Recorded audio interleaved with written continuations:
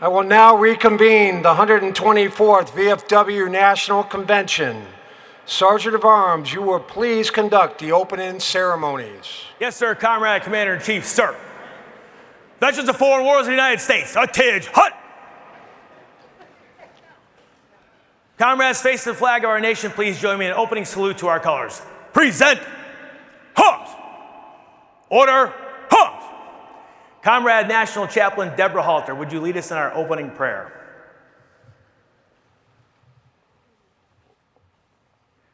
Uncover, parade, hist! Good morning, comrades. Please join me in prayer as far as your faith and your traditions allow. Almighty God, we recognize we are blessed to be able to meet with those that we worked with this past year. Bless us as we come together to continue our business of serving veterans. We ask that you continue to give us guidance today in all matters that we are concerned with. Inspire in us the desire to listen and to learn from each person that brings forward ideas and the information as it is brought forward. We honor those who earned awards this morning, and we are grateful for their hard work. They are a shining light to the work we do in the VFW. Please give them and those that work so hard your blessings. Although our schedule is full, we take time, Lord, to acknowledge our freedom to meet and to work. May we use that blessing of freedom to learn from each speaker and award winner with open minds and hearts. We ask this for the greater good of all that we serve. Amen. Amen. Veterans of Foreign Wars, Atij Hut! Cover. Comrades facing the flag of our nation, please join me in our Pledge of Allegiance. Present arms! I pledge allegiance to the flag of the United States of America and to the republic for which it stands, one nation, under God, indivisible, with liberty and justice for all. Order arms! Comrade Commander-in-Chief, that completes opening ceremonies of this 124th National Convention of the Veterans of Foreign Wars of the United States. Thank you, Sergeant of Arms. National Sergeants, right face. Forward, march.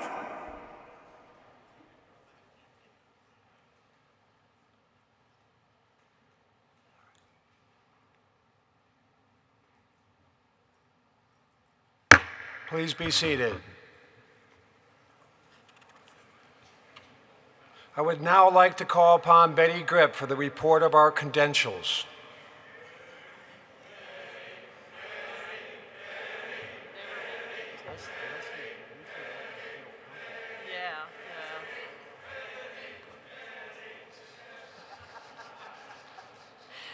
Thank you, Arizona. Good morning, Commander-in-Chief, council members, and delegates. The opening of yesterday's report of the 124th, thank you, sir, 124th National Convention at the close of business 4 p.m. yesterday, July 24th, 2023. Total delegates, 8,167. Department commanders, 43. Total past commander-in-chief, 10. Total national officers, 48. Grand total, 8,268, with a total checked in as of yesterday, 1,701 members. That's my report, sir. Thank you. As always, she does a good job. Thank you, Betty.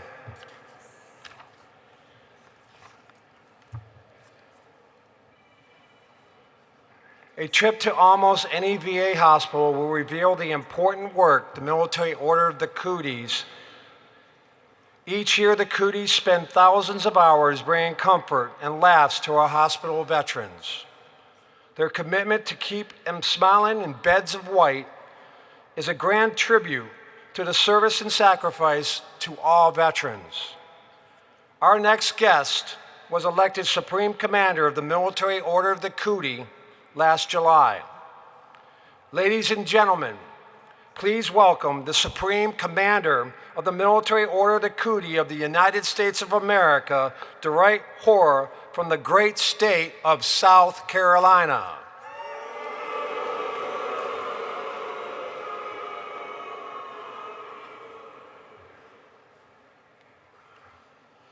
Commander-in-Chief and officers, thank you for inviting me to speak at the National Convention. Comrades, thank you for being here today. First thing I'd like to ask, all cooties, please rise. Thank you for the support of veterans and hospitals.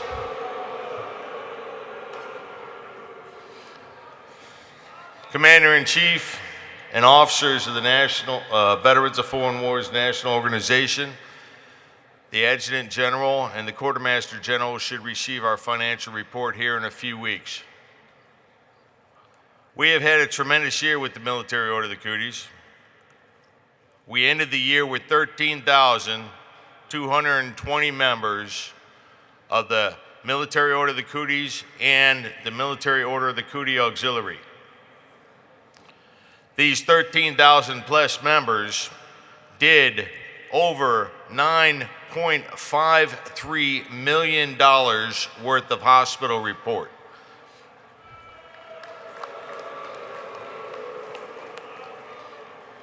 That is a tremendous amount of work, and most of this work is done individually. They don't necessarily do it in groups when they go out to hospitals and visit sick and ailing veterans. They do this most of the time individually, but I'd like to share a quick story with all of you. As I've been on my travels this year, I visited a place or a state of, what was it, I'm sorry, I'm forgetting his name right now, but the state of Kentucky, where are you at? When I visited Kentucky, they took me out to a nursing home. And a week before that, they had a birthday party for a 100-year-old Korean War veteran. When I went to this nursing home, they wanted to introduce me. And this is the importance of the Military Order of the Cootie. I saw this gentleman, he was in a wheelchair, he could barely speak. But when I looked in his eyes, I saw a man who was a bigger and greater warrior than I could ever imagine being. I saw the life that he lived in his eyes.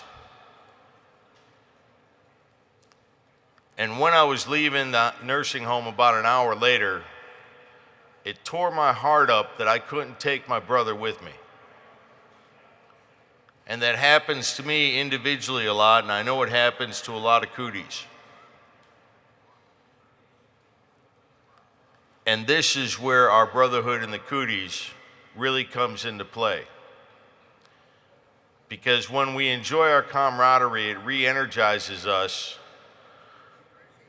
to go out and do it again. And then we get beat up when we see what's in the eyes of these veterans who are in the hospital, who are in the nursing homes, who are shut-ins. And when we hurt and we ache, we get together with our fellow cooties and we re-energize ourselves. And that's something that's very important to me, something that's very important to the cooties. And I hope you all understand that's also why sometimes you see cooties having a little bit too much fun. Somebody got that one. But I wanted to say, once again, Commander-in-Chief, thank you for allowing me to speak today, to give the report, and I wish you all a great and wonderful rest of your convention. And for those cooties, I look forward to seeing you at the Supreme Convention in 2 days. Thank you all very much.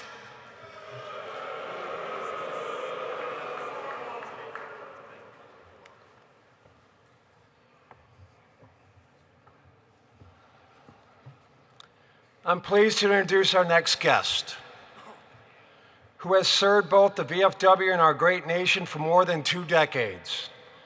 Deborah Anderson was elected Quartermaster General for the Veterans of Foreign Wars of the United States on July 27, 2016 at the 117th VFW National Convention in Charlotte, North Carolina, making her the first female veteran to hold the position.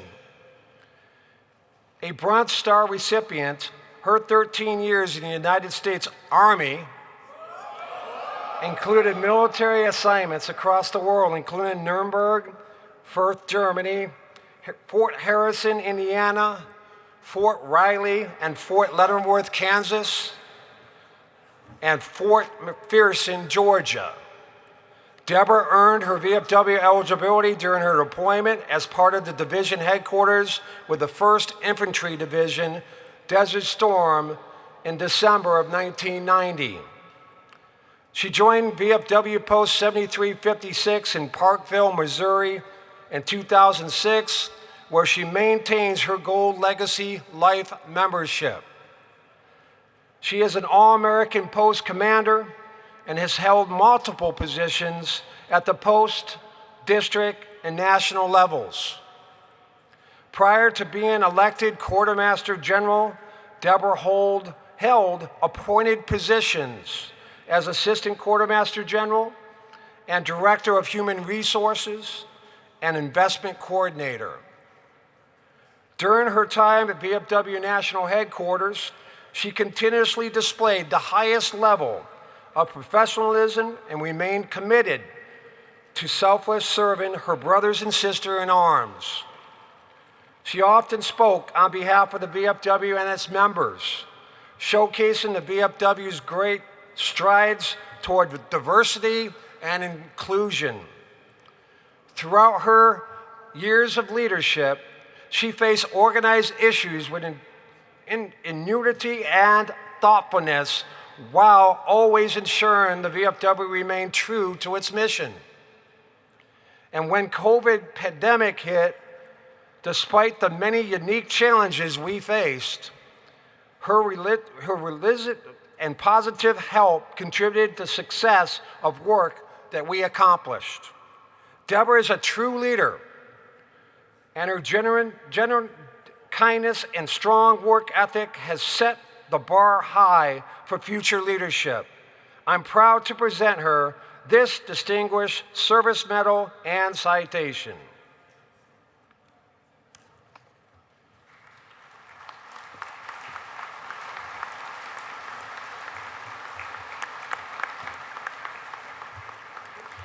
Distinguished Service Medal and Citation, awarded to Deborah Anderson, in lasting appreciation and esteemed recognition of her honorable 12 years of faithful and staunch service to the veterans of foreign wars of the United States, initially as Director of Human Resources and then culminating her illustrious career serving as the VFW's first female Quartermaster General.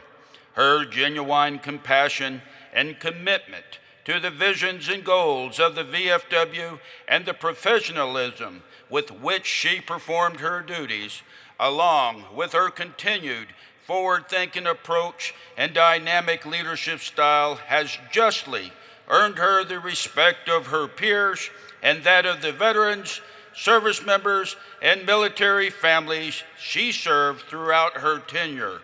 Her loyalty and devotion have left a lasting mark and justly earned her the deepest admiration of the veterans of foreign wars of the United States, in witness whereof we have hereunto set our hands and the official seal of the veterans of foreign wars of the United States this 25th day of July 2023.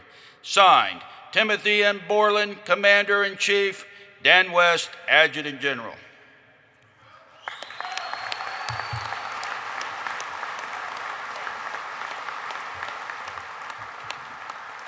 Yes, good morning. Yeah, please be seated.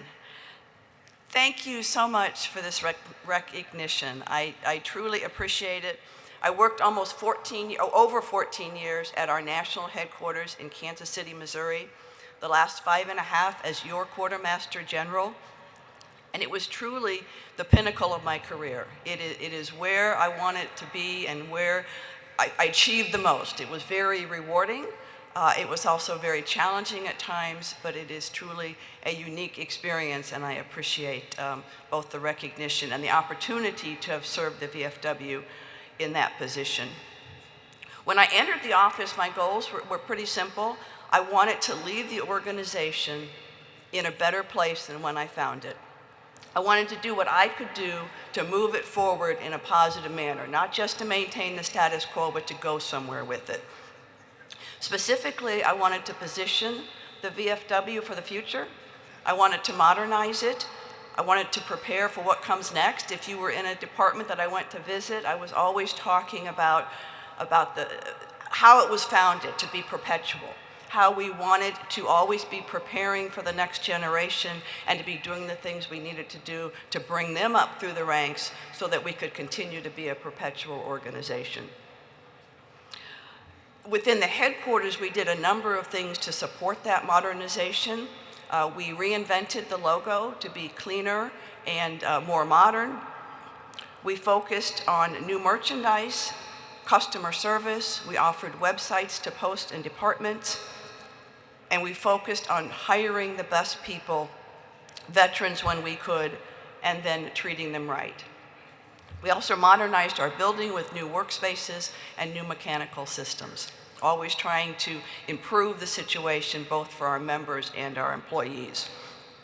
And the good news is I've seen that change, and I see some of it right here at National Convention. And it wasn't just me, it was all of our leadership and all of our staff really working to do what we could do to modernize the VFW, to bring in younger members, to bring in women, to diversify, and we see that in the results of the members now that are participating actively in the VFW, and I thank you for that. In addition to modernization, I wanted to continue the high standards set by my predecessors. We really worked to be ethical and fair and honest and transparent in all of our financial dealings, in our budgeting, in our investments, to make sure that we were doing the right thing, that we were managing your money in the best way possible to serve the organization. I really worked on clarity and transparency, particularly with the National Council, so they would know what it was we were doing, what reports they were looking at, and could understand and ask questions.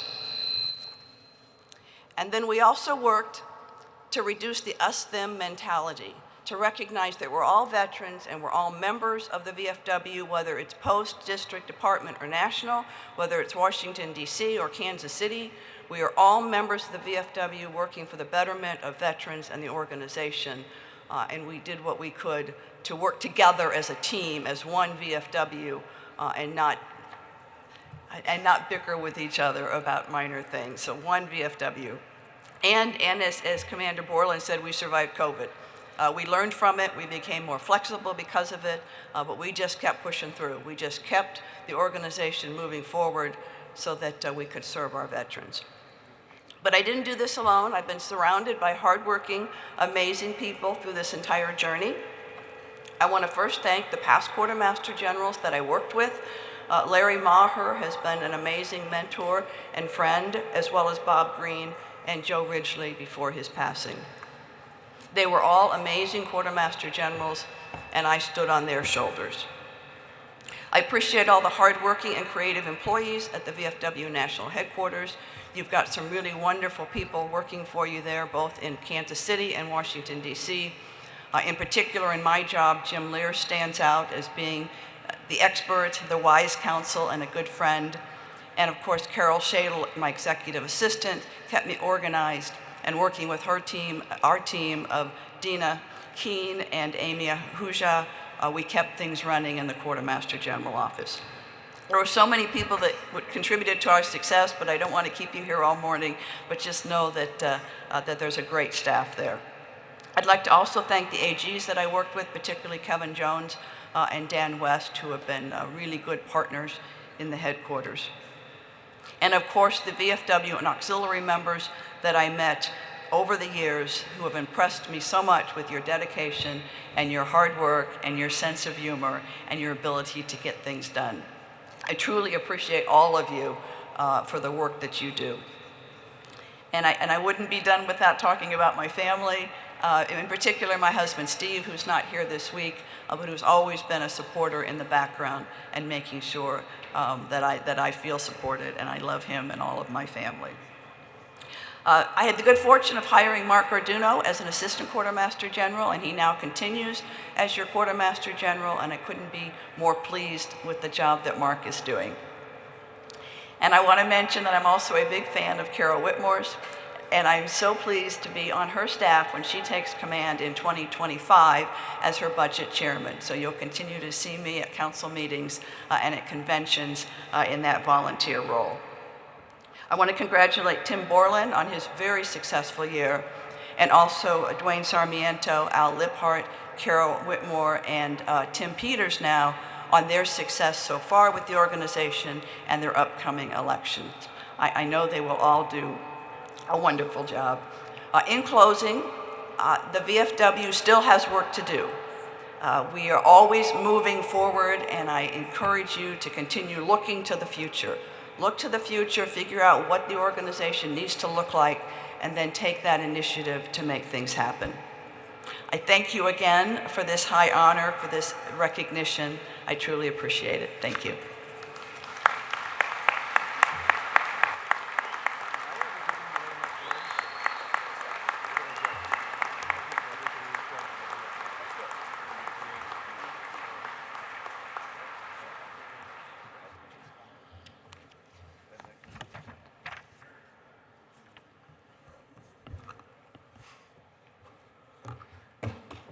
Bye-bye.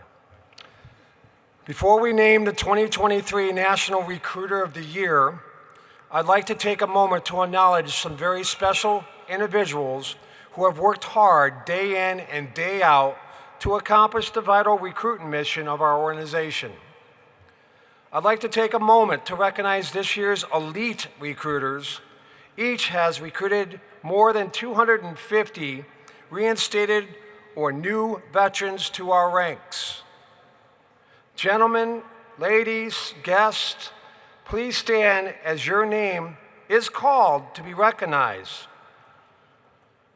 Mr. Larry M. Gert from VFW Post 2704 in Walston, Nebraska.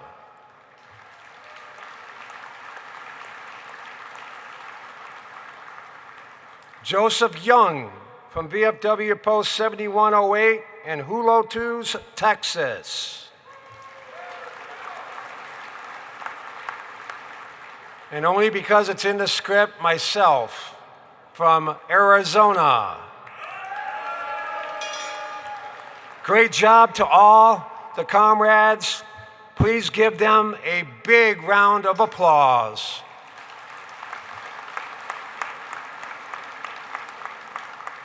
Now, if you want to we're going to take a moment to talk about a gauntlet I threw down last July when I challenged every single VFW member to recruit at least one member to the organization, and running with it, we have to talk about our 2023 VFW National Recruiter of the Year. The VFW Department of Washington owns Steve Woodard, a life member of VFW Post 2224 in Puyallup, Washington. Stephen's success recruiting a remarkable 501 members into the VFW. His hard work and dedication should remind us all that the future leaders of our organization are out there. We just have to reach out and find them. Please join me in giving a huge round of applause for the 2023 National Recruiter of the Year, Mr. Stephen L. Woodard.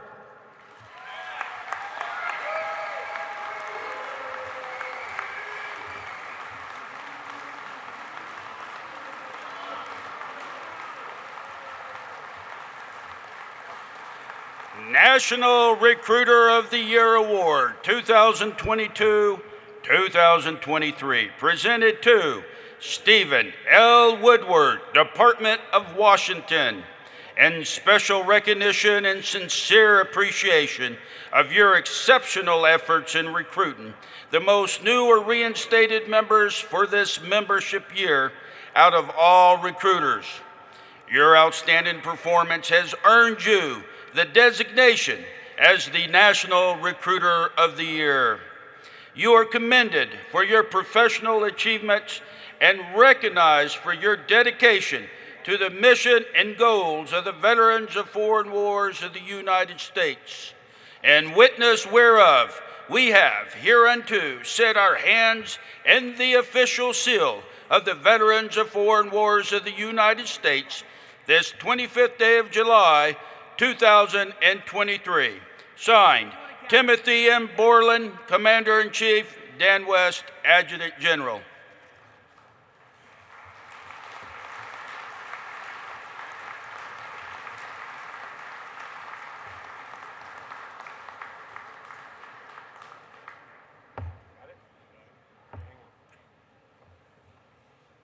We will now have Steve come up and say a few words.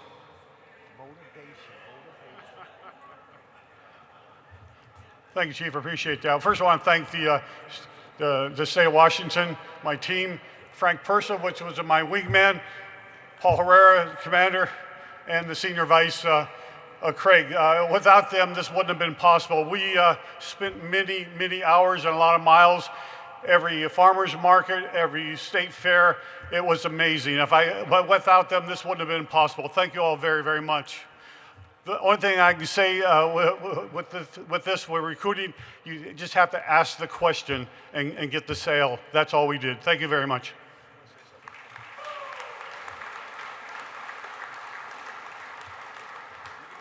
One thing that our comrade didn't say is he's also a certified national recruiter and one of the best. And because of that, I have decided, so as Dwayne Sarmiento, as our incoming commander-in-chief, that he would represent the national organization at Sturgis next week because we do VFW recruiting there. So, Steve, looking forward to seeing you.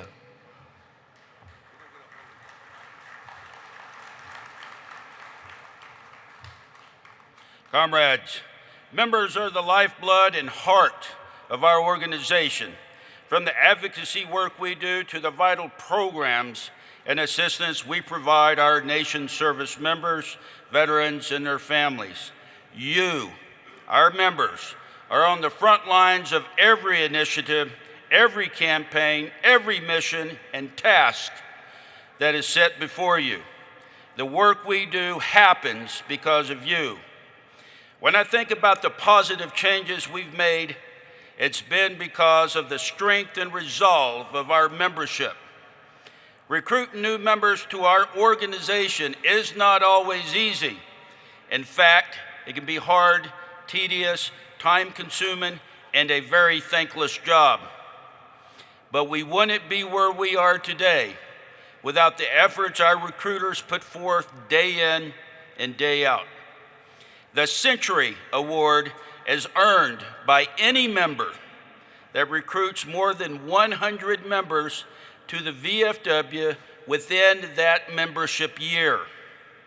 And so it should come as no surprise that the man who has been leading our charge to make sure every veteran counts is no stranger to receiving this distinguished accolade.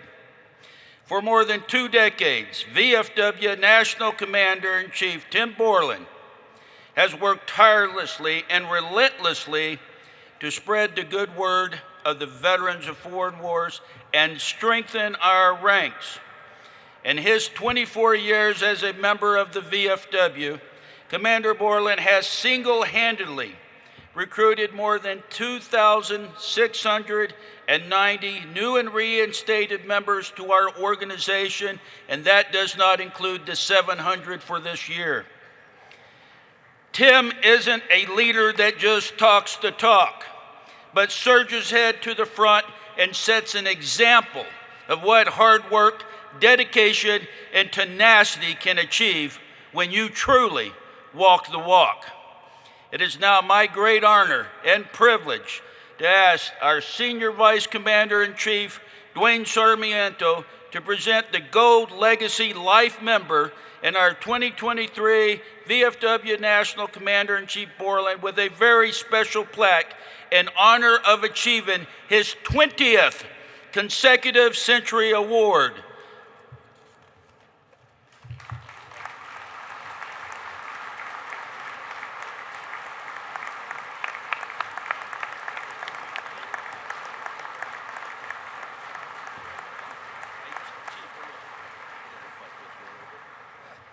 Yes, the plaque was signed by Tim Borland and Dan West.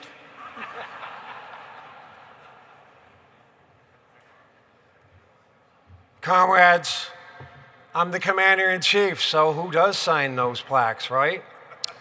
Yes, it's going to probably be a talk with my grandkids years and years down the road. Look, Grandpa signed his own plaque. I'm honored. Thank you for that award. It gives me great pleasure to introduce Secretary Veteran. As you are. He's not here. We're 40 minutes ahead. Why don't you skip to the next one? Great. Okay.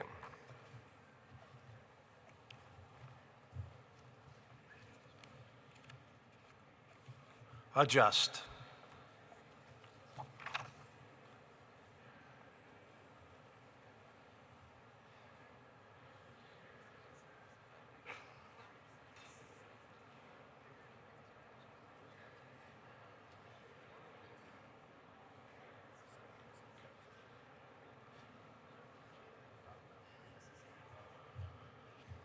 Well, that's what we get for flying through these presentations. We don't have our next awardee, so we're going to go to the one that is here. For 50 years, the United States of Defense has dedicated time, personal, and resources to the sole mission of accounting for those Americans listed as prisoners of war or missing in action.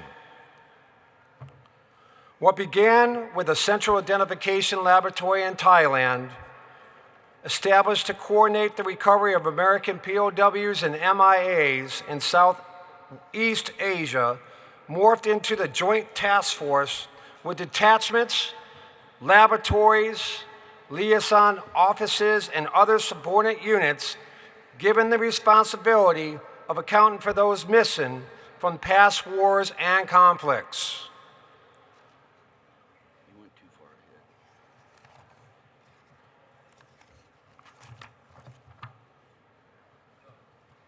Okay. Comrades, the Adjutant General messed up and put the papers out of order. Sorry, Chief. Well, that really made it look good, didn't it? Comrades, as it was stated earlier when we first started this convention, it's been a while since we've had a full room. I know we did last year. We're doing the best we can. We just got to overcome and adjust, huh? Overcome and adjust. We will get out of here early, there's no doubt, because we are flying through this. So I think that's good news, right? Oh. Every time I say who, Dwayne Sarmiento goes, what in the world is that? Comrades, ladies and gentlemen, it is with great pleasure that we get to honor an exceptional individual whose unwavering dedication and outstanding contributions has earned him the prestigious title of the 2023 John A. Bujeski Accredited Service Representative of the Year. Helping veterans attain the care and benefits they earned is what the VFW does best. And it's what we've been doing for more than 104 years. So to receive this award, one must truly be exceptional, and that is in the case of this year's recipient, David Lowe, VFW Department of Oregon State Service Officer from Portland, Oregon. David attended basic training at Fort Knox, Kentucky in July of 1979 and graduated from Kemper Military School and College in May 1997. He was commissioned through ROTC in the Field Artillery Officer in the U.S. Army Reserves in 1979. During his career, he served in the Army Reserves, the Florida Army National Guard, and on active duty, he earned his VFW eligibility during mobilization and deployment in support of our Operation Iraqi Freedom in 2005 to 2007. In 2020, David was asked by VFW Department of Oregon Commander to step up as Department Service Officer as he filled the role ever since. As State Service Officer, David manages the Oregon Service Office, co-located with the VA Portland Regional Service Offices. With only 2 accredited service officers and accredited volunteer, his office handles approximately 4,000 veterans per year, with anywhere from 500 to 800 open claims at any one time. In addition, his office provides training and guidance to 70 posts and 11 district service officers located throughout the state. David is still serving as post commander of Grissom United Post 180 and is past commander for Oregon District 15. He is also a member of the Disabled American Veterans Chapter 1 in Portland. Today, as we gather to celebrate the remarkable accomplishments of David Lowe, let us recognize his unwavering commitment, selfless service, and tireless efforts to improve the lives of our veterans. He has truly embodied the core values of the Veterans of Foreign Wars, and we are honored to present him with this well-deserved recognition for his outstanding contributions and unwavering dedication to our nation's heroes. Please join me in welcoming and congratulating from the great state of Oregon, the 2023 John A. Bujeski Service Representative of the Year, David Lowe.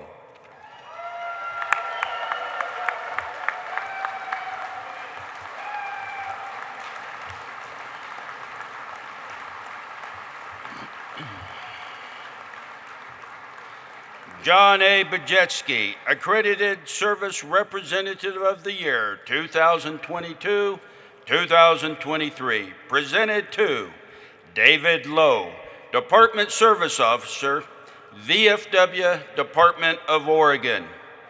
In special recognition of his exemplary achievements and support of the Veteran Service Mission and programs of the Veterans of Foreign Wars of the United States, thus earning the distinction of the VFW John A. Bujeski Accredited Service Representative of the Year.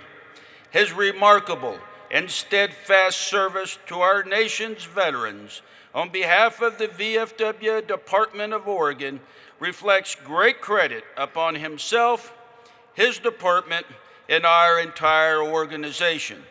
His actions make real the promise that no one does more for veterans. In witness whereof, we have hereunto set our hands and the official seal of the Veterans of Foreign Wars of the United States, this 25th day of July, 2023, approved by the National Council of Administration. Signed, Timothy M. Borland, Commander-in-Chief, Dan West, Adjutant General.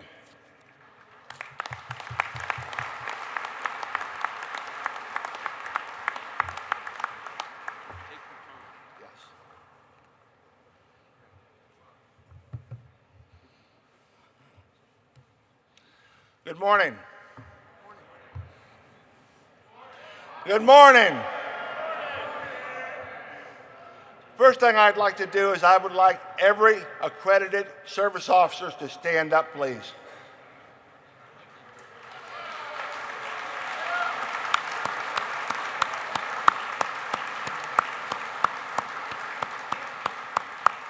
Look around you. These are the people that fight the good fight.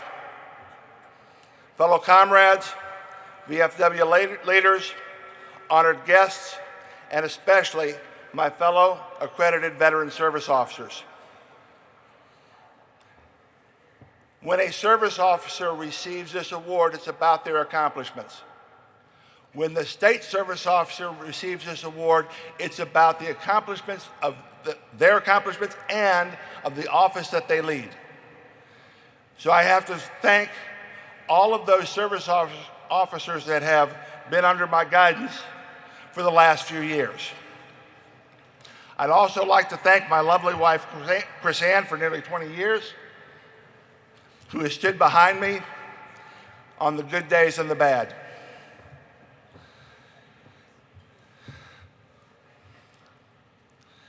I'd like to thank the leadership and line officers of the VFW Department of Oregon. I couldn't ask for a better service office committee. A special thank you to Andrea Summerlin and the rest of the Veteran Service Office Committee for submitting my name for this prestigious award. I'd also like to thank the staff at NVS, National Veteran Services. I'd like to thank Todd Guccella, who's been a good friend of mine from when he was at my counterpart in Washington and moved on to his national role, and my NVS mentors, Chris Masinkowitz, Brad Hazel, Greg Orto, Jeff Wisniewski, and especially Mike Figlioli and Ryan Gallucci. Below the title or the name Veterans of Foreign Wars, we have a very important claim. No one does more for veterans. 6 very simple words. We brand on just about everything.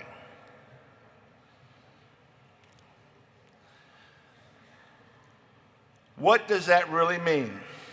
And what does it mean to service officers? It's not just punching the blocks, finishing the programs, earning the red hat, the triple crown, or the next award. Doing more for veterans has special meaning for me. Many, many years ago, I jokingly once told my grandfather that there were only 2 things I had to do in life: pay taxes and die. But in all seriousness, he told me I had 3 things I had to do: put a smile on just one person's face, help someone, and make a difference. Not just once, but each and every day. Serving as an accredited veteran service officer provides me the opportunity to fulfill the mission my grandfather gave me.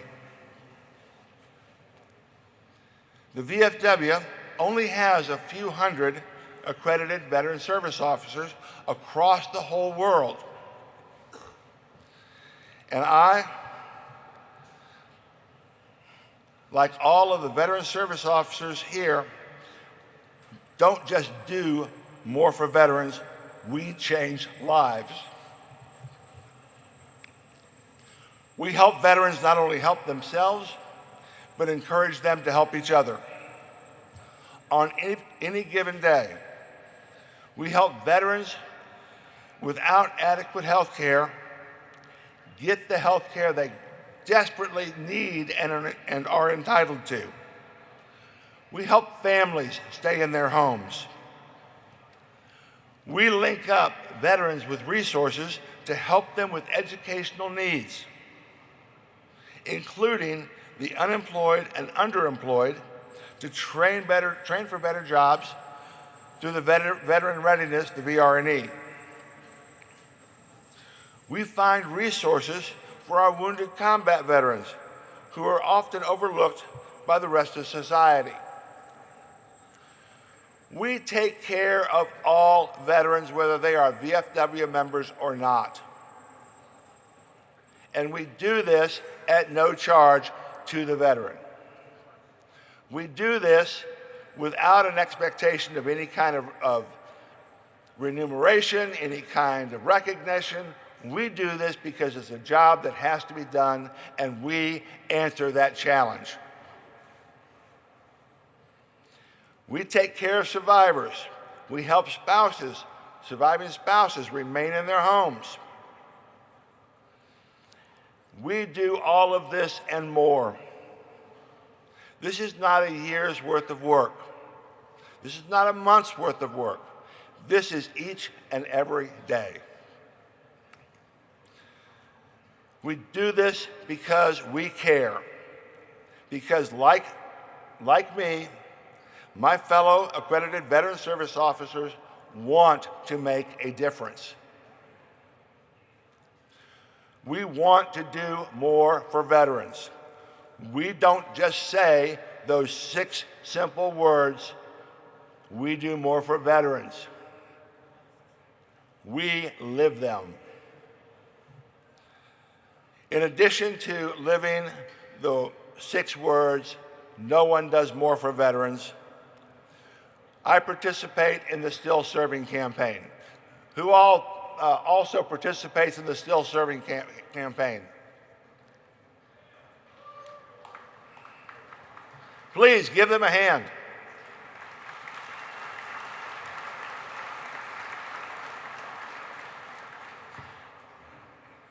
Those of us who are in the Still Serving campaign are going above and beyond the mission of the VFW.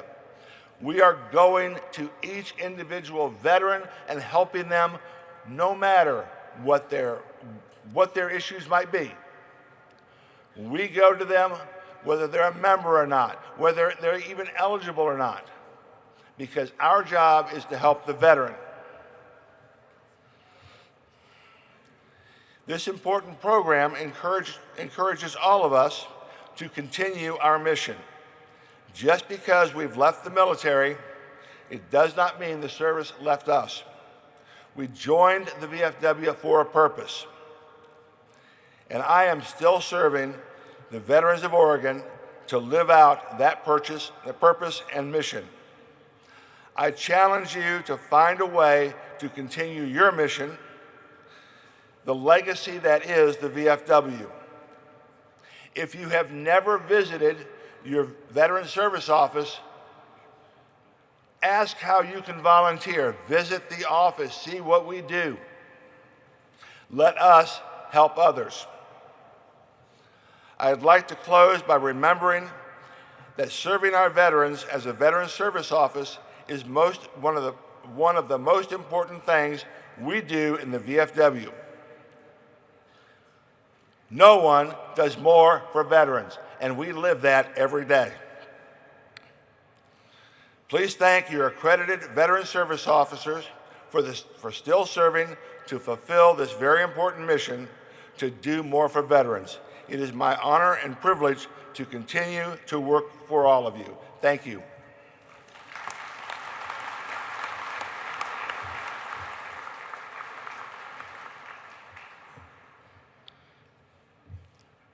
Comrades, in case you haven't noticed, we're 40 minutes ahead of schedule, and we can't launch the LCUs. We can't launch all the LCUs till the tidal waters change, all right? So bear with us a little bit.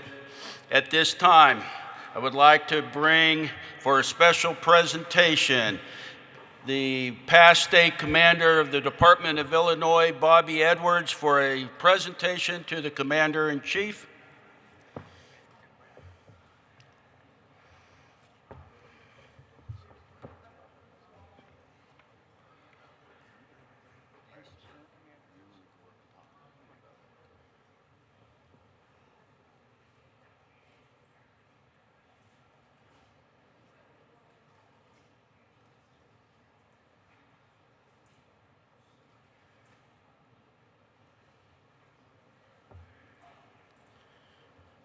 Comrades, when Commander-in-Chief was the Junior Vice Commander-in-Chief, he came to Illinois to our 34th Vietnam Vigil the first weekend of every May. He was there to recognize one of the founding architects as well as committee members who put this memorial together, Michael Ferguson, who was part of Arizona and the Western Conference. So this is a recognition in memory of Michael Ferguson to National Commander-in-Chief Tim Borland, may God bless him, and Michael Ferguson.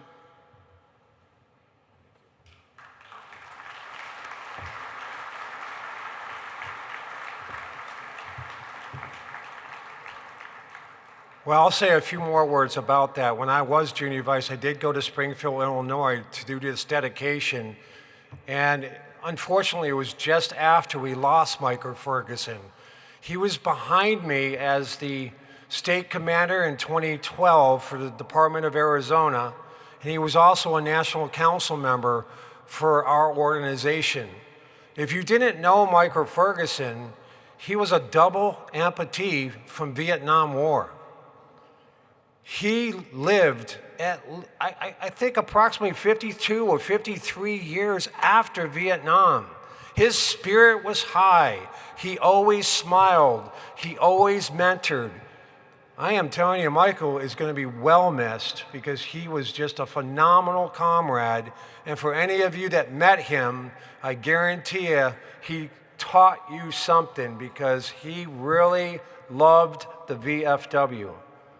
So as in his memory, I will put that up on my wall proudly and always remember the friendship that I had with him, because when I went to that memorial, I didn't need no speech. I talked all about Mike and the things that he has done, and his wife Gina Ferguson was there in tears and happiness because of the words that were said. So we're going to always remember Mike. Before I introduce this next presentation, I do want to thank the Department of Arizona for hosting this 124th VFW National Convention.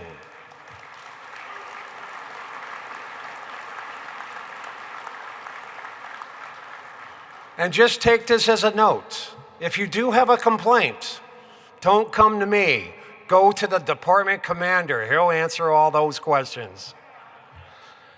Arizona, seriously, thank you for all the support through the years. You will always be my department. I will never, ever leave. So I don't know if that's good or bad, but I'll be around. Cool. Okay, for 50 years, the United States Department of Defense has dedicated time, personnel, and resources to the sole mission of accounting for Americans listed as prisoners of war and missing in action. What began as a central identification laboratory in Thailand, established to coordinate the recovery of American POWs and MIAs in Southeast Asia, morphed into a joint task force with detachments, laboratories, liaison offices, and subordinate units given the responsibility of accounting for those missing from past wars and conflicts.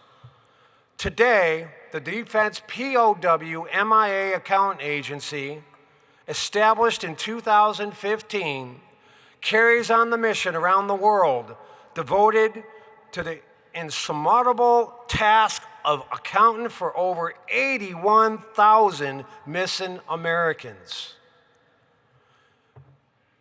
Through a partnership that has lasted for decades, the Veterans of Foreign Wars of the United States is honored to work alongside the more than 700 Defense Department uniformed and civilian personnel that make up this great agency in helping to fulfill our nation's promise to bring all our American missing service members home. We are pleased to have one of DPAA's dedicated leaders join us today. In support of DPAA, Principal Deputy Director Firm Sumter Winbush is responsible for leading the agency in formulating policy, overseeing business development, and increasing outreach initiatives to achieve the agency's goal, providing families and the nation with the fullest possible accounting of missing personnel from past conflicts. Retired as an Army colonel after 31 years of military service, she held positions of increased responsibility in Germany, Saudi Arabia, Iraq, Korea, and the Netherlands, culminating with the development of the Operation Enduring Freedom in Kabul, Afghanistan, and subsequently as the commander of the Joint Base Meyer Henderson Hall in Arlington, Virginia. After her retirement in 2015, she was selected to serve in the current role with DPAA. We were honored to have her speak to us at the 2016 National Convention. So please join me in welcoming her back, Principal Deputy Director of Defense POW MIA Accountant Agency and VFW Life member, Ms. Firm Sumter Winbush.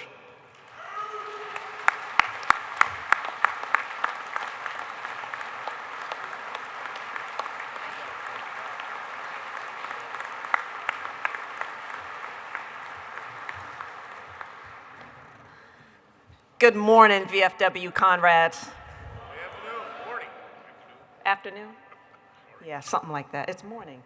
I am ecstatic to be here. This podium is awfully tall. I don't know if I'm big enough to ride this ride.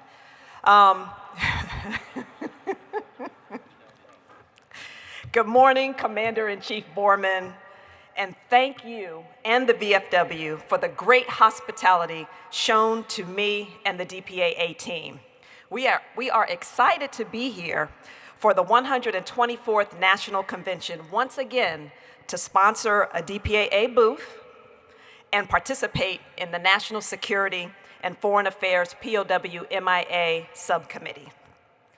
A very special thank you to Bob Jackson, past Commander John Stroud, and the committee members for their steadfast commitment to our work of achieving the fullest possible accounting of those who are still unaccounted for, dating back to World War II.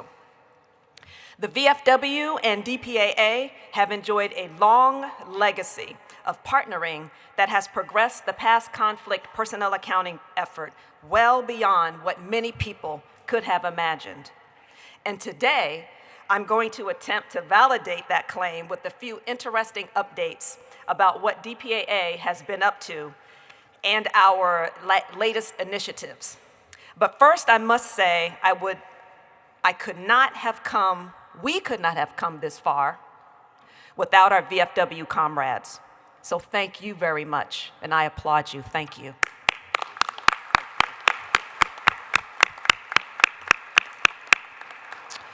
Next slide, please. The 700 plus soldiers, sailor, airmen, Marines, and DoD civilians are working daily to research, investigate, recover, and identify our missing and unaccounted for Americans. As such, we are also the promise keepers to those who are still serving today, that should you go missing, after hostilities cease, we will come for you. Next slide. Our mission is both global and generational, with over 81,000 unaccounted for and about 38,000 we believe to be recoverable. This is a daunting task, and progress is slow. Fortunately, our efforts are widely seen as humanitarian around the world. We have maintained strong relationships with our host nation partners. They understand and can relate to our dogged determination and desire to get answers and to find and return our fallen Americans. In fact, a couple of our host nation partners actually conducted recovery operations when we couldn't travel due to COVID. Next slide. Since our director, Kelly McKeag, last addressed this forum, we have been making constant progress in our efforts to recover our nation's missing and unaccounted for. To start, we continue to do everything humanly possible to stay connected to the families. And this year, we held a very successful 2-day Vietnam War annual government briefing in Washington, D.C., with over 200 family members attending. Distinguished guests who addressed the families included the U.S. ambassadors to Vietnam, Laos, Cambodia, and representatives from the Vietnam Office for Seeking Missing Persons, the U.S. Assistant Secretary of State for East and Pacific Affairs, your own Ryan Gallucci, Executive Director, And lastly, the Director for Operations at the Defense Intelligence Agency, just to name a few. Now, turning to our Korean War efforts, you may recall in 2018, we endeavored to disinter Korean War remains interred in 652 graves marked as unknowns at the National Memorial Cemetery of the Pacific in Hawaii. Affectionately called the Korean War Disinterment Project, this multi-phase plan will take 5 to 7 years to disinter, clean, and sort the remains as we also begin to make identifications.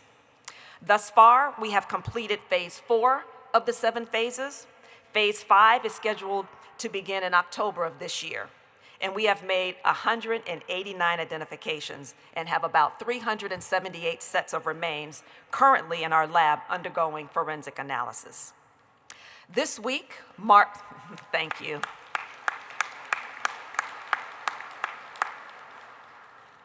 And I'm sure the applause is largely because you recognize, because all of you have served, you recognize that when I say a number, that means a family.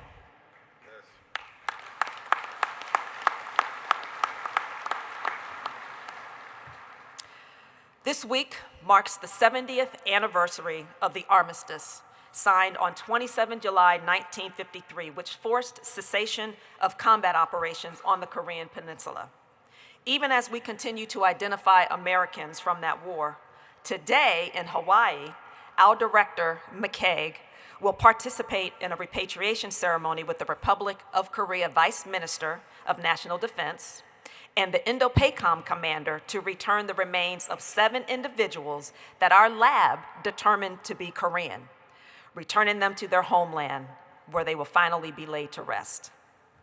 A single set of remains from the 7 belong to Private Class Che Yim Rock, who will be escorted home by his nephew, Senior Chief Petty Officer Che Hong Jong. I can't even imagine what that senior chief is feeling right now. I don't know too many senior chiefs that cry, but I'm sure he's welling up right now. Amazingly, the 7 sets of remains come from various accounting efforts, including what we call the K208, many of you may have heard about, which are the remains we received from North Korea from 1990 to 1994 in 208 boxes. And then, of course, the K55 remains that were in 55 boxes turned over in 2018. Also, the remains came from disinterments that began in 1999, where we resumed over 570 unknowns, identifying 200 of our Korean War Identification Project sets of remains. And then lastly, this group of 7 came from previous joint recovery operations, which took place in 2002 and 2008 in North Korea. The Enora Maru, which is our newest project, is our effort to disinter 431 sets of World War II remains buried in 27 graves as unknowns at the National Memorial Cemetery of the Pacific. These individuals were all POWs accidentally killed by U.S. forces who did not know the Japanese hell ships, as they became to be called, transiting from the Philippines to labor camps in Japan, had POWs on board. When the ships reached Taiwan, there was another aerial attack, and several hundred more prisoners were killed. The Enora Maru casualties were first buried in mass graves in Taiwan, then recovered after the war. However, the story doesn't end there, because the many family members of these hell ship POWs kept the faith, persevered, and convinced other family members to provide their DNA. Because we were able to collect enough DNA reference samples, we have been given the approval by the department to disinter all 27 graves at the National Memorial Cemetery of the Pacific in Hawaii. Now, turning to our Partnerships and Innovation Program, our partnerships with universities and organizations around the globe continue to expand, with more than 100 partners to date. Right now, we have 12 active partner field operations underway. some conducting recoveries while others are furthering our investigations. One of our exciting partners' efforts is ongoing right now in a location called the Isle de Morgo, affectionately labeled the Duck Pond. I had a chance to visit this site back in May. The site is pictured in that bottom right-hand picture on the slide. The site is protected, privately owned land, and this operation will be tedious as we work with the landowner, local partners, and volunteers from Italy on this remote island off the northern coast in search of a submerged bomber from World War II. The Duck Pond is one of our most expansive projects, and to witness the local government and community embrace our efforts as if we were searching for one of their own is simply eye-watering. Next slide. I have so many more examples, but I was told I didn't have 2 hours to deliver remarks today. Oh, somebody back here said, yes, I do. No, I don't. But I'm going to pause here because I want you to actually see an example of what partners bring to bear on this past conflict personnel accounting mission. I have a short video, it's only about 4 minutes, produced by Ocean Exploration Trust Incorporated, one of our partners working underwater investigations and technology development.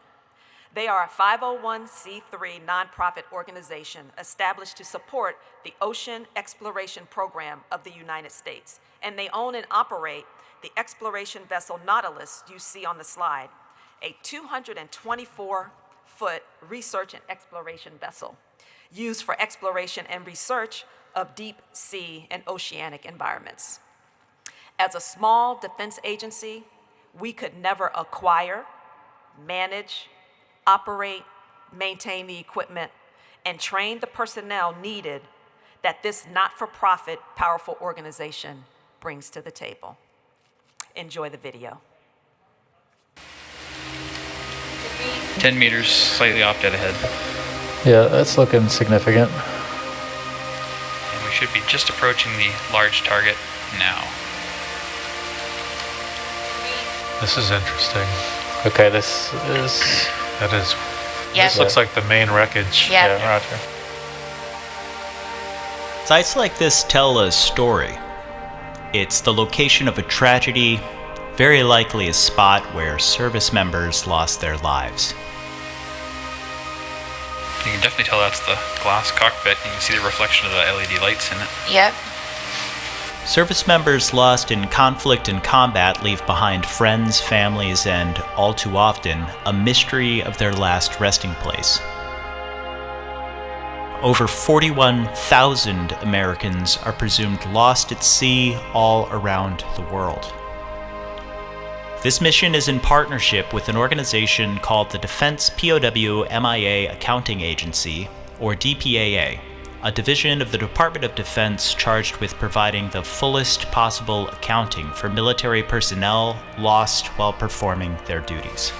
Our interest is archaeology, but the main task here is to evaluate this site for the possible loss of 2 people on board. That means we're combining a number of aspects to understand this site. Partnering with organizations like the Ocean Exploration Trust provides the DPAA a unique avenue to explore deepwater areas. EV Nautilus is equipped with advanced technologies to fulfill this mission, including remotely operated vehicles, acoustic mapping sonars, and telepresence capabilities that allow scientists to participate in the mission from anywhere in the world. For this mission, we're working on a site located more than 1,800 feet deep. We're using acoustic sonar and remotely operated vehicles to investigate the site in an effort to correlate information about the wreck and, if possible, provide conclusive evidence of who was lost. There has to be correlative evidence to point that it is that specific site. The data plates could certainly help with that, but that doesn't guarantee that we will make the correlation. Wow. Now can we... Something Aeronautical Corps. It says Wright Aeronautical, Wright. W-R-I-G-H-T. A project like this takes hundreds of people, thousands of hours, and a lot of recommendations. We were very lucky that we've had some other really competent teams like OET go out and look at it for us. Archaeological field surveys like this ultimately aim to bring home any possible physical evidence recorded as part of this mission. This is only one step in DPAA's thorough case progression, which involves teams of experts in various fields, including forensic anthropology. Thousands of hours of archive and laboratory research and hundreds of people work on a case that may make a determination possible. Once DPAA makes a positive identification, a message is sent to their respective service member casualty office, who then notifies the family that their loved one is accounted for. It is an honor and a privilege to be part of this journey. Learn more at dpaa.mil, where updates about this site and hundreds more around the world are announced.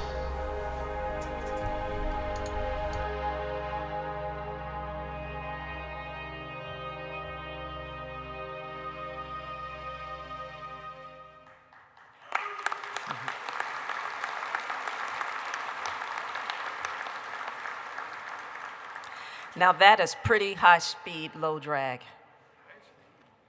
Y'all remember that term, right? On behalf of the families of the accounted for, I want to thank all of DPAA's partners who graciously dedicate their resources to helping us achieve the fullest possible accounting and to provide answers to the families. Next slide, please. Before I close, I'd like to highlight two of our most recent Medal of Honor identifications. The first is Lieutenant Colonel Baker. On April 8th, 2022, we accounted for U.S. Army Air Force's Lieutenant Colonel Addison Baker, 26 of Chicago, Illinois. Lieutenant Colonel Baker was the commander of the 328th Bombardment Squadron Heavy, 93rd Bombardment Group Heavy, 9th Air Force. On 1 August 1943, Lieutenant Colonel Baker would embark on Operation Tidal Wave, the largest bombing mission against the oil fields and refineries at Ploiești, north of Bucharest, Romania. During one of his bombing runs, his B-24 Liberator was hit by enemy anti-aircraft fire. However, while his plane was on fire, and before crashing in a horrific fireball, Lieutenant Colonel Baker delivered his bombs on target while avoiding the other aircraft in the formation. For his actions, he received the Medal of Honor. Unfortunately, his remains were not identified following the war, and he was buried as an unknown in Belgium. In 2017, we began exhumation of unknowns believed to be associated with unaccounted for airmen from Operation Tidal Wave, and they were sent to our DPAA laboratory at Offutt Air Force Base, Nebraska, for examination and identification. To identify Lieutenant Colonel Baker, our scientists used anthropological analysis as well as circumstantial evidence. Additionally, scientists from the Armed Forces Medical Examiner System used mitochondrial DNA analysis to confirm the identification. Next slide. Turning to the Korean War, on April 6th of 2023, we identified the remains of Army Corporal Luther H. Story of Georgia, assigned to Alpha Company 1st Battalion's 9th Infantry Regiment, 9th Infantry Division, who was posthumously awarded the Medal of Honor.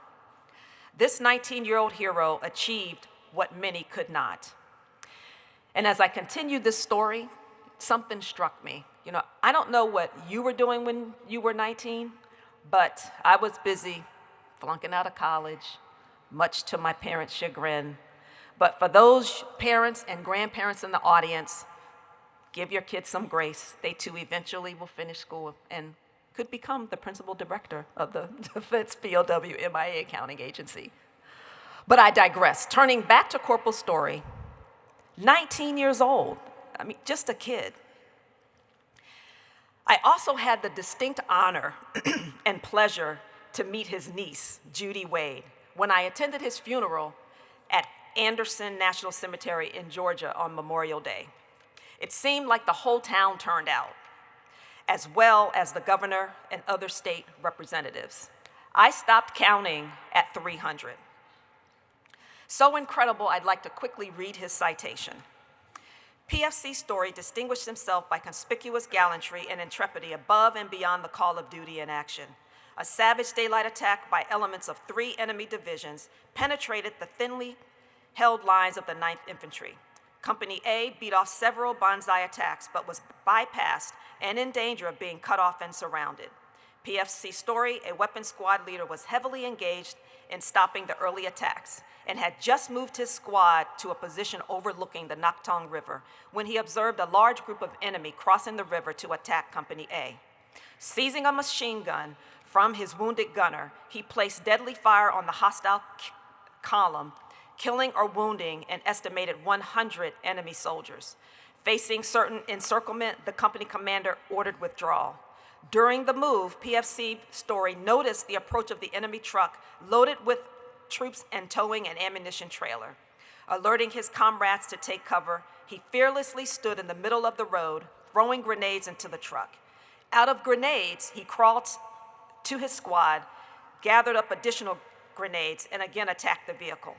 During the withdrawal, the company was attacked by such superior numbers that it was forced to deploy to a rice field. PFC Story was wounded in this action, but disregarding his wounds, rallied the men about him and repelled the attack. Realizing that his wounds would hamper his comrades, he refused to retire to the next position, but remained to cover the company's withdrawal. When last seen, he was firing every weapon available and fighting off another hostile assault. Private Story's extraordinary heroism, aggressive leadership, and supreme devotion to duty reflect the highest credit upon himself and were in keeping with the esteemed traditions of military service. Corporal Story's remains were identified as part of our Korean War disinterment plan that began in 2018. To identify Corporal Story, scientists used dental, anthropological analysis, as well as DNA to confirm. Next slide.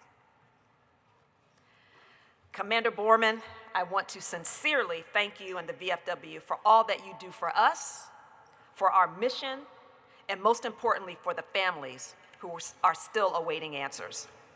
Thank you for resuming your annual visit to Southeast Asia, for prominently flying the POW MIA flag at posts and departments, as well as encouraging VFW members to turn in wartime artifacts. Thank you for your advocacy for the quarterly and annual award gift cards we present to our DPAA award recipients, and lastly, for sponsoring the refreshments for several in-person family member updates. And finally, thank you for inviting me here today, everyone that's represented on this stage and in this room from each of the states. Thank you for inviting me here to share our progress. Next slide. Again, thank you so much.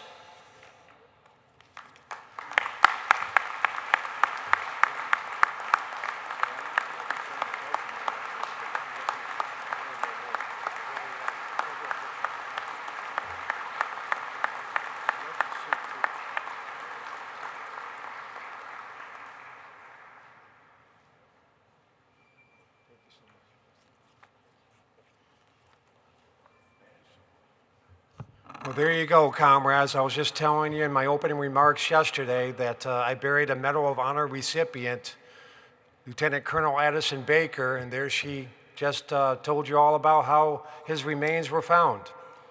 It's very key to actually provide DNA samples to help out DPAA to 100% identify these heroes we brought home. DPA does great work, just great work. I would like you all to watch a short video, and then we'll proceed with our convention. Right now, we're going to go back and get some pictures with the Secretary of Veterans Affairs, and then we'll proceed with the, so if we can just turn on the videos, and we'll be commencing right after the video is over. So please pay attention to the video. Thank you.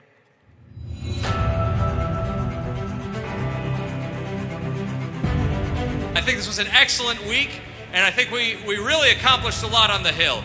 Who's excited about the priorities that we brought forward and the ability to walk the halls of Congress again? First place, $35,000 scholarship is awarded to Scotland Stewart, Department of Tennessee. We as a society should contribute to causes and charities that help our nation's veterans. Thank you all very much.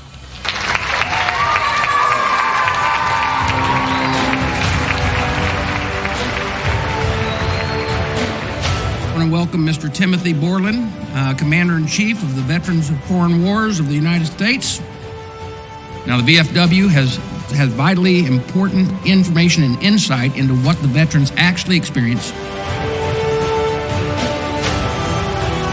We must meet the challenge to take care of these critical issues for those we represent, because every veteran counts.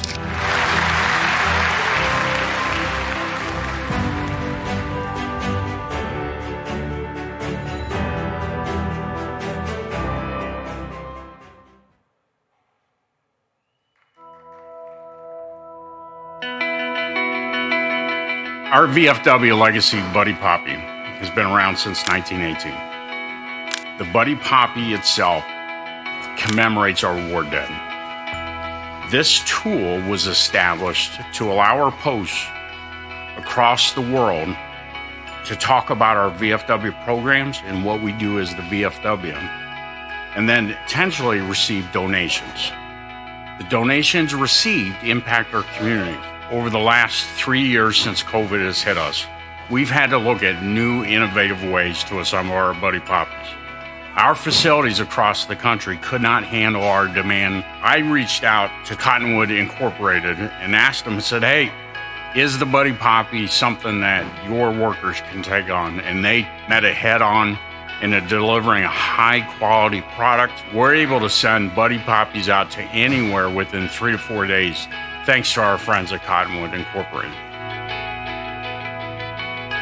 Cottonwood provides services for individuals with developmental disabilities. Been in existence for 51 years. The work is important because it provides an opportunity for our individuals to earn a paycheck.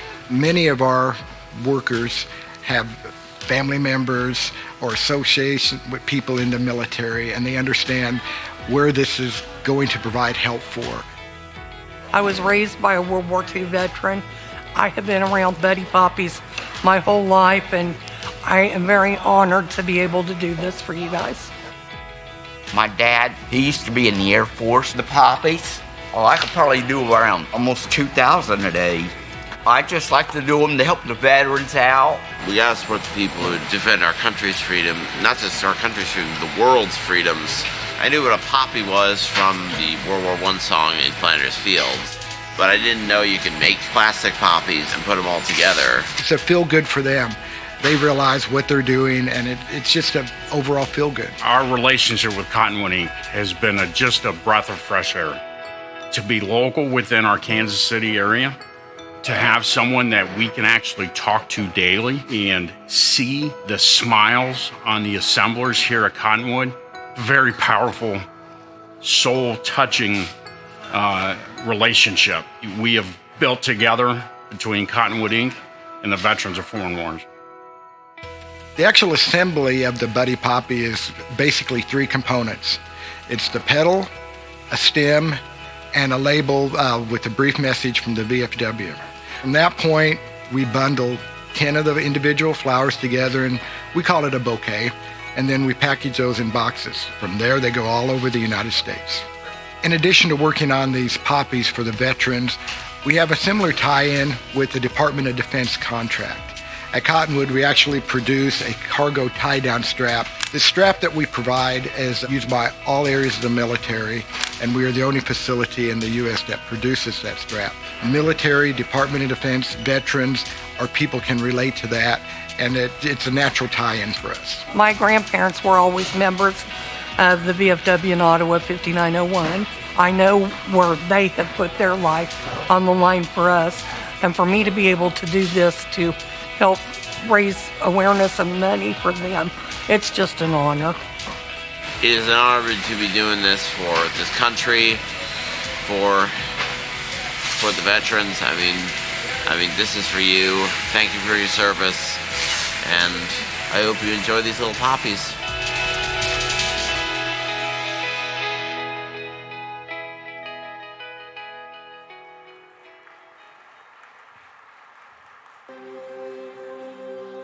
There's a word we hear a lot these days, but somehow it's lost its meaning. Heroes. But who are the real heroes? I've known heroes, real heroes, men and women whose sacrifice served a nation. When the guns are silenced and the battlefields grow quiet, they're still fighting. But without our support, it's a war they'll never win. They need our help. The kind of help America's veterans get from the VFW. Help with their VA benefits claims, with school and jobs, help accessing complex medical care, and making ends meet. The VFW is there for them. Will you be there for them too?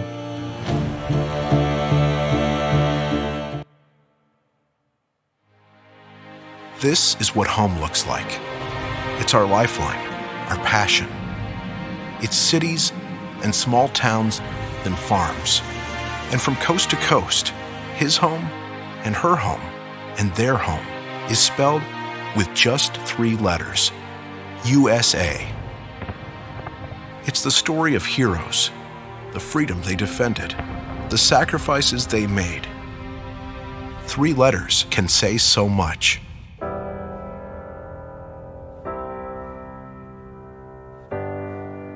But today, 3 different letters are repaying the debt that every American owes to every veteran. 3 letters: VFW. They stand for help, helping veterans find education and jobs. They stand for justice, fighting for health care and benefits. They stand for the gratitude that a humbled nation will hold in its heart forever. We're the veterans of foreign wars. We're the VFW. No one does more for veterans.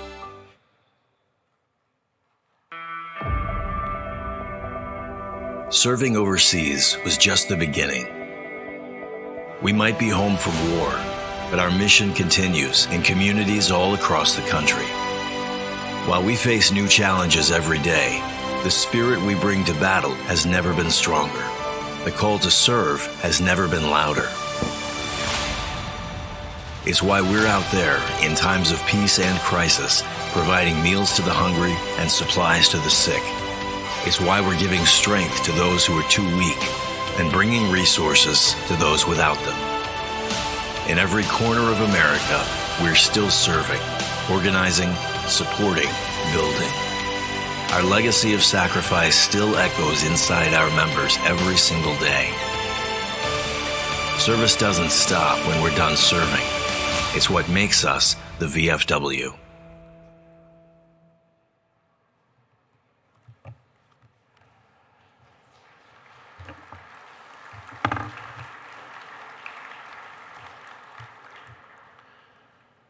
It gives me great pleasure to introduce Secretary of Veterans Affairs, the Honorable Dennis McDonough. Before coming to the VA, he served as the 26th White House Chief of Staff and the Principal Deputy National Security Advisor. He believes deeply, as he testified to Congress, that there's no more sacred obligation nor noble undertaking than to uphold our promises to our veterans, whether they come home decades ago or days ago. Please join me in welcoming to our 124th National Convention, the 11th Secretary of the Veterans Affairs, Dennis McDonough.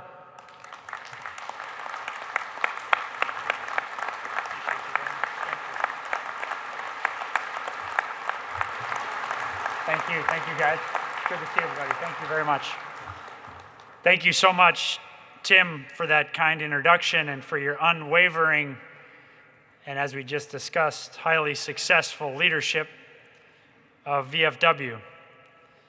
Tim, I know the toxic the fight for toxic exposure benefits is deeply personal to you, and that you've traveled the country encouraging vets to apply for the toxic exposure benefits they've earned, that you've earned, and so richly deserve. We have no more important partners than you and the team here at VFW. Every single day I see the real and concrete impact of your work, of your devotion to vets, and your partnership with VA. So let me just acknowledge some of the other many great partners deserving of our gratitude. Ryan Gallucci, your fantastic executive director. Here. I just want to say that he's a nice guy and everything, but he also kind of gets in my business when, you know what I mean? So somehow that niceness wears off when we're screwing up. Pat Murray and the VFW legislative team. You know, Pat, I agree with that. You know, Pat slept on the steps of the Capitol to get the PACT Act across the finish line this time last summer. And I'll say this, every time Pat testifies in the House or the Senate, I stick around and listen. And I always learn something from Pat Murray and from that great team.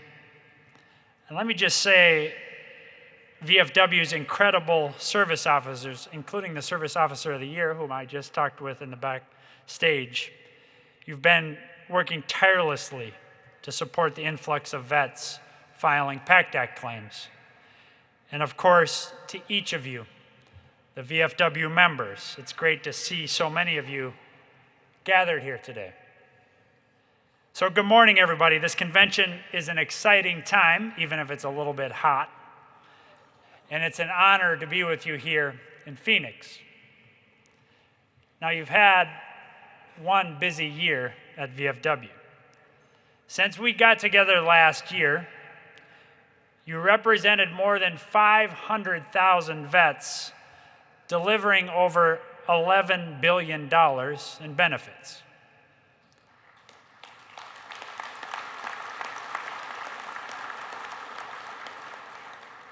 Even in Washington, that's real money. You processed more than 10,000 referrals for free accredited VA claims assistance through your new PACTActinfo.org website, ensuring that vets are taken advantage of. VFW is an awesome advocate for America's veterans. So thank you for all that you've done. Since we got together last year in Kansas City, there we discussed the promise our country makes to honor our vets' service and their sacrifice. And I'm proud to say that together with VFW, we're fighting like hell for our vets. And we're delivering. Since President Biden took office, with your support, we've delivered more care and more benefits to more veterans than at any time in our nation's history. When it comes to delivering the benefits that vets have earned and deserve, we're processing veteran claims faster than ever before. In fact, we've completed 8,000 claims a day, 75 different times this year.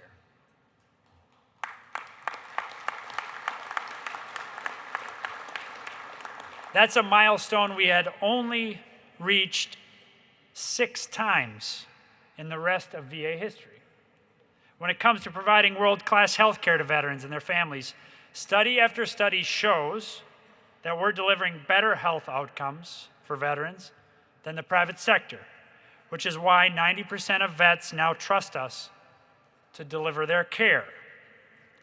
When it comes to honoring vets with the lasting resting places they deserve, we are now providing almost 94% of vets with access to burial sites within 75 miles of their homes. And we've expanded our Veterans Legacy Memorial Program, which keeps veterans' stories of service and sacrifice alive long after they're gone, to approximately 4.8 million vets. And look, all of that work, every bit of it, adds up to the one statistic that will always matter most: veteran lives saved or improved by the work that we do together. When I spoke to you last year, I said that this year would be the year of execution on some of our most important priorities. So let me give you some very quick updates on how we're doing. First, we're fighting like hell to end veteran homelessness. Last year, I told you about our ambitious goal to permanently house 38,000 homeless vets. Well, we exceeded that number.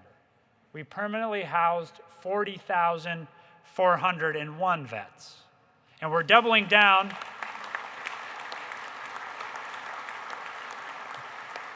We're doubling down on that this year, aiming to house another 38,000 homeless vets while ensuring that they have the wraparound services and the support they need to stay housed and to address the issues that forced them into homelessness in the first instance.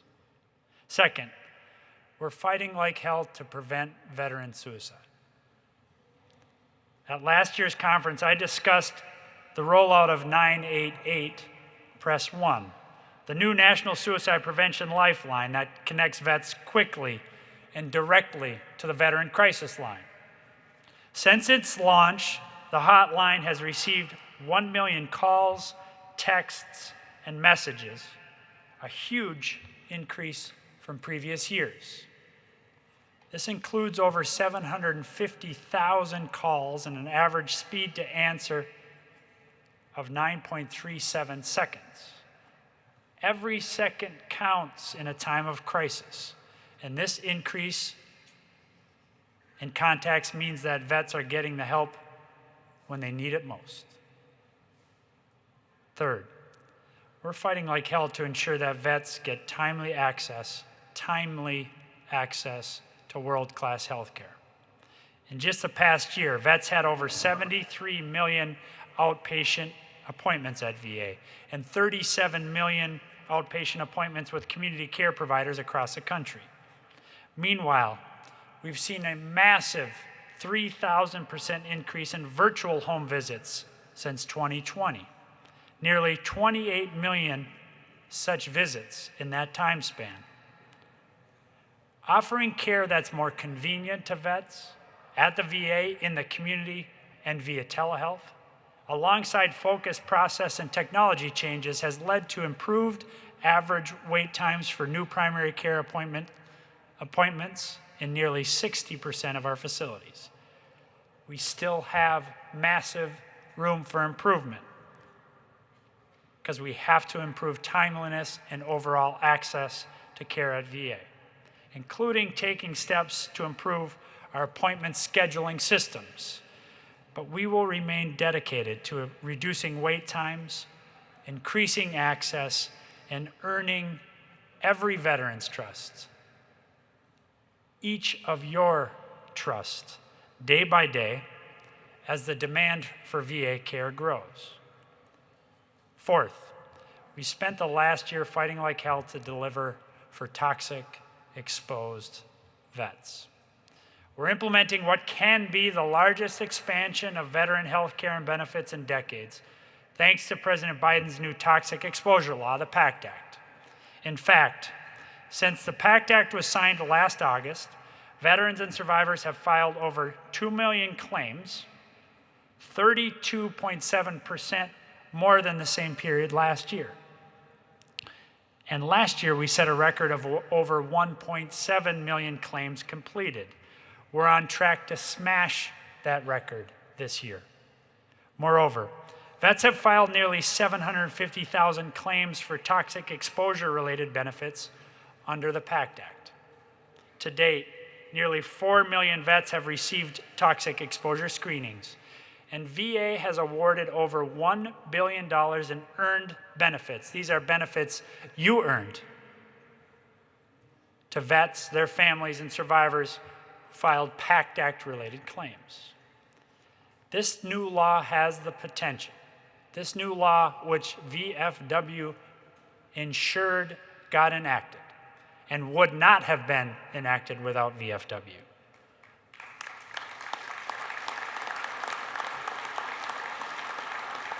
This law has the potential to help us deliver care and benefits to millions of toxic exposed vets and their survivors, to bring generations of new vets into VA healthcare, and to increase the healthcare benefits of many, many more, including many of you in this great hall. That brings me to my fifth and final point. We're fighting like hell to hire at an historically unprecedented rate. None of this goodness happens, from ending veteran homelessness to delivering toxic exposure benefits. None of it happens without growing the VA professionals that provide the care and benefits that our vets have earned. So this year of execution has also been a year of hiring faster, more competitively, while retaining great staff. We're hiring at a record pace, growing VBA by 17%, and the VHA workforce by nearly 5%, the highest levels in the past 2 decades, in spite of nationwide labor and healthcare shortages, because people want to work with our nation's heroes. People want to work for you. So this has truly been a year of execution, a year of fighting like hell for vets, their families, caregivers, and survivors. But this year of execution isn't because of me, it's because of you. And it's because of the nearly 450,000 VA employees in your communities, your neighborhoods across the country, who keep vets at the heart of their care. Like my friend Sabrina. Sabrina? Good morning. I'm proud to be with you this morning. My name is Sabrina Schmella. I am an Army veteran, and I am the great-granddaughter, daughter, sister, cousin, and wife of veterans. I am currently a training coach in the Veterans Service Center at the Phoenix Regional Office, where we process veteran claims. Until last month, when my brother retired from the Marine Corps after 30 years of service, our family had someone continuously on active duty back to 1966. Awesome. My dad, a retired Army aviator and combat veteran of Vietnam, taught me when I became a veteran that no one can take away the title of veteran from you. I came to VA because I missed working with soldiers. I'm so grateful to serve the best people, the people I know and love, and some of them I don't know, but I still love, our country's veterans. I never forget that each and every benefit claim application that we receive represents a person, a veteran, and their family. And I'm so eternally grateful to work with our VFW colleagues and other veteran service organizations, because I know how deeply you care about veterans. Across the country, the PACT Act has meant a new focus on veterans exposed to environmental hazards while on active duty. It is so important to me and my colleagues that all veterans receive the care, support, and benefits which they have earned and deserve. So we're leaning forward. We're working hard. We're processing claims in record numbers, as the Secretary mentioned. In Phoenix, in the past year, we have processed over 12,000 PACT Act claims and awarded over $45 million in benefits to veterans and their families.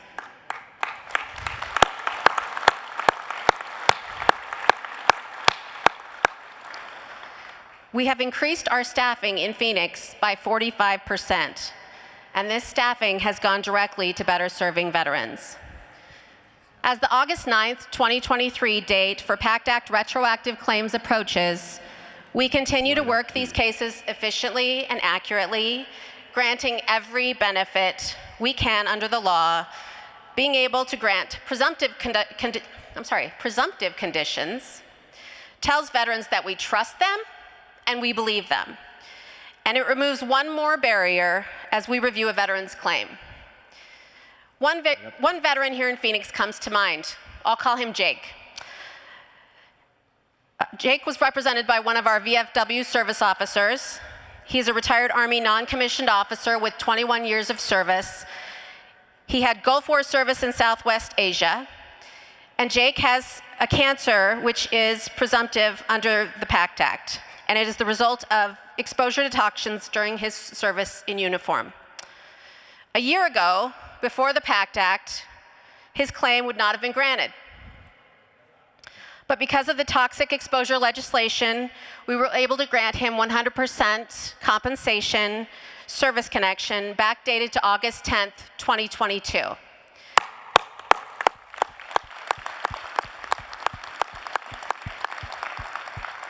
And we must keep in mind that Jake represents thousands of veterans like him. And more importantly, Jake is getting the care he needs and that he earned. Jake has so much life left to live alongside his wife and children and grandchildren.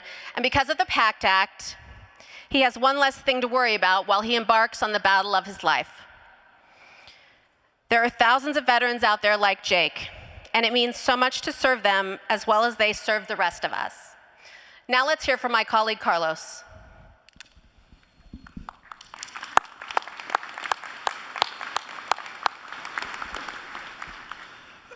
Thank you, Sabrina. Good morning, VFW. Good morning. My name is Dr. Carlos Duarte. I'm the interim chief of primary care here at the Phoenix VA healthcare system. I lead a team of healthcare providers and administrative professionals to provide whole health, team-based care to over 120,000 veterans enrolled here in Phoenix.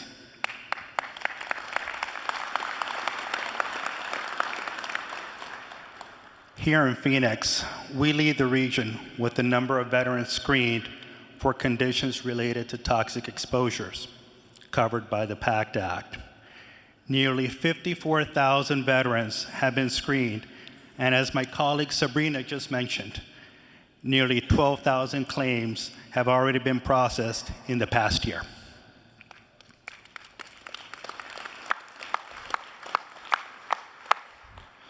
Putting numbers aside, I would like to talk with you about how the PACT Act is designed to help our nation's heroes get medical services and benefits they earned and deserve. But first, let me tell you a little bit about why I come to work every day, committed and dedicated to serving our veterans. While I'm not a veteran, I have veterans in my family and close circle of friends. Over the course of my career, I've come to appreciate how every veteran is different and has a unique story to share. Whether it's a 22-year-old from Columbus, Ohio, or a 102-year-old veteran, World War II, from Charleston, South Carolina, each one of them, at one point in their life, put their name on the proverbial dotted line to defend our country, some having made the ultimate sacrifice, while others have come back, still fighting a battle every day. Some say going to war is easy. It's coming back home that is the hard part. In my profession, taking care of veterans, I know that too well. This is why the VA is here for you. We are here to help veterans transition and adapt to the civilian world, to provide support services to their family members, and to help veterans get help wherever and whenever. The VA is committed to meeting the veterans wherever they are. The VA is undergoing a once-in-a-lifetime modernization effort thanks to the PACT Act. Millions of veterans are expected to enroll due to the legislation alone, in addition to the 9.3 million veterans already enrolled and getting care across the country. I'd like to leave you with a story shared by a member of my team.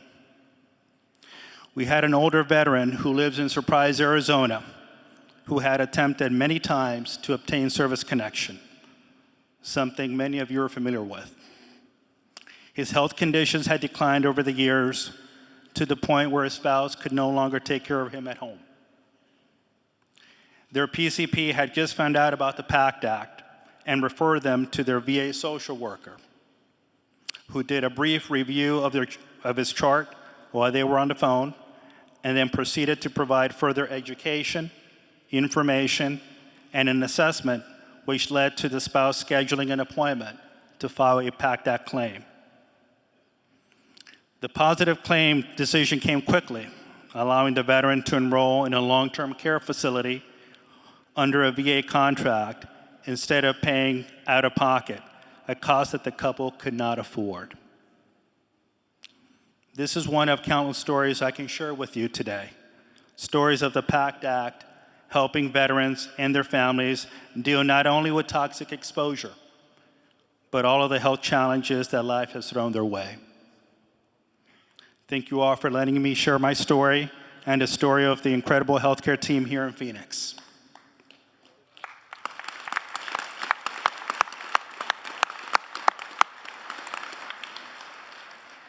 And now I'll introduce you all to Shondine Tracy. Thanks, Dr. Duarte. Yat-e. Shik-e do shidene. Good morning. My name is Shondine Tracy. I am the Facility Rural Health Coordinator at the Phoenix VA Healthcare System. I am Dene, Navajo, born and raised in Ganado, Arizona, located on the Navajo Nation. I belong to 4 clans. Sanjikin and Nishle, Tkabaha Bashishin, Hunaatni Edashiche, Deshchitni Edashinale. I am of the Honeycomb Rock People, Cliff Dwellers People clan, born for the Water's Edge clan. My maternal grandparents are One Walks Around clan. My paternal grandparents are the start of the Red Streak People clan. As the daughter of a U.S. Marine Corps veteran, my father never spoke of his military service due to the negative treatment and anti-war movement he experienced. It was not until recently that he showed interest in taking advantage of his VA benefits. My sister and I did not hesitate. Through all his trials and tribulations, I'm proud to be his daughter. I'm proud he chooses VA. I'm proud of his service to our country. And I'm proud that he too has signed up to receive PACT Act benefits that he earned. I have personally witnessed the immense impact of the PACT Act on rural and American Indian veteran communities across 4 counties and 9 American Indian nations in Arizona. Native Americans have a long history of proud service in the U.S. military. To date, more than 3.6 million veterans of American Indian and Alaska Native heritage have served honorably in the U.S. military, serving at far higher rates than any other group. In spite of their many contributions, Native American veterans are among the least likely to use their earned benefits. Challenges and barriers include a lack of transportation across long distances to VA facilities, lack of availability of culturally appropriate care, difficulty navigating the VA system, and a history of complex federal, state, and tribal relationships. Many of the veterans I speak to have never accessed the benefits they're entitled to. They haven't trusted VA, or they have had bad experiences with VA in the past. In my heart, it is my calling to help fix these problems.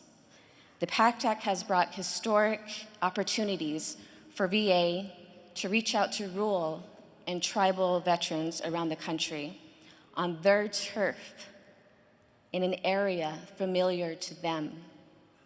The PACT Act is allowing us to show up for women and underrepresented veterans in a comfortable environment focused on their unique needs. And it's allowing us to focus on veterans holistically, a one-stop shop not solely on toxic exposure, but also addressing mental health, suicide prevention, homelessness, and a myriad of health issues affecting these communities. It's showing veterans a new face of VA, many for the first time, that we are there for them as people first, that we truly want to be there and help in any way that we can. So no matter where in the country you call home, in communities large and small, and no matter your background, I urge you to reach out to your local VA team, find an outreach event, and sign up for the benefits and care that you have earned. It's an honor to give back to the men and women who have suffered and sacrificed for our safety, and to serve them every bit as well as they have served all of us. Now I'll hand the microphone back to Secretary McDonough. Thank you.